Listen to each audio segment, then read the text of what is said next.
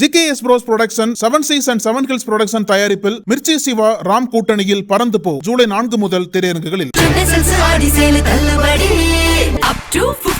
சென்னை சில்க்ஸின் ஆஹா ஓஹோ ஆடி சேல். தெறிக்கவிடும் காரம் நிறம் சுவையை தருகிறது. ஆச்சி மிளகாய் தூள் தெறிக்கவிடும் காரம் நிறம் சுவை.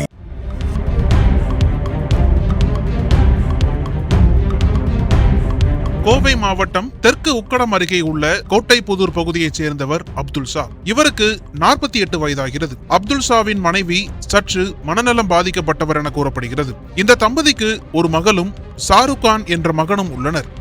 இவர்கள் இருவரும் தங்களது பாட்டி வீட்டில் வசித்து வரும் நிலையில் அவ்வப்போது வந்து தாய் தந்தையை கவனித்து செல்வது வழக்கம். இந்த நிலையில் வீட்டில் அப்துல் ஷாவும் அவரது மனைவியும் மட்டும் தனியாக வசித்து வரும் நிலையில் அப்துல் ஷா முறையாக வேலைக்கு செல்லாமல் மது அருந்திவிட்டு வருவதை வழக்கமாக வைத்துள்ளார். கடந்த 5 நாட்களுக்கு முன்பு அப்துல் ஷாவின் வீட்டிலிருந்து துர்நாற்றம் வீசுவதாக அருகில் உள்ளவர்கள் அவரது மகன் ஷாருக் கானுக்கு தகவல் தெரிவித்தனர். தகவலின் பேரில் வீட்டிற்கு வந்து ஷாருக் கான் பார்த்தபோது அப்துல் ஷா படுக்கையில் படுத்த நிலையில் இருந்தார். இதனால் தாயிடம் ஏதோ நாற்றம் வருகிறதே என கேட்டுள்ளார். இதற்கு அவர் எங்கேயோ எலி இறந்து கிடக்கும், அங்கிருந்து நாற்றம் வருவதாக தெரிவித்தார்.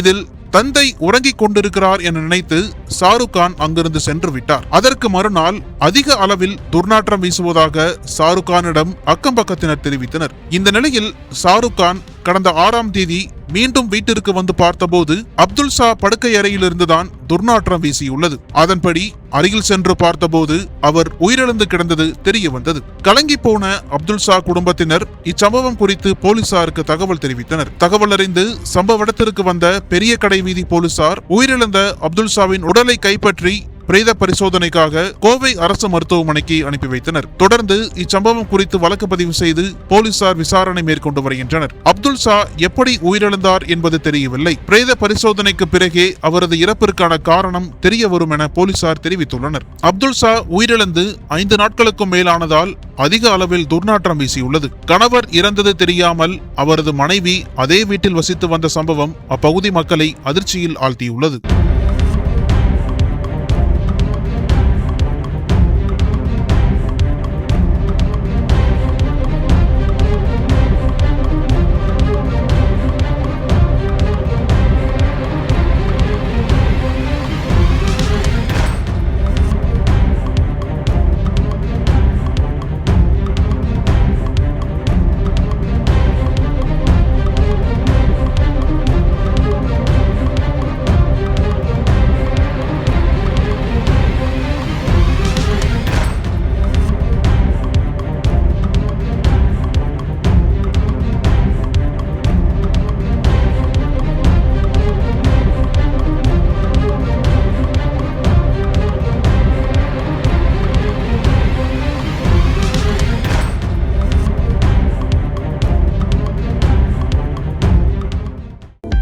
அனல் பறக்கும் செய்திகளை அப்டேட் செய்து கொள்ள நக்கீரன் களத்தை இப்பவே சப்ஸ்கிரைப் பண்ணுங்க.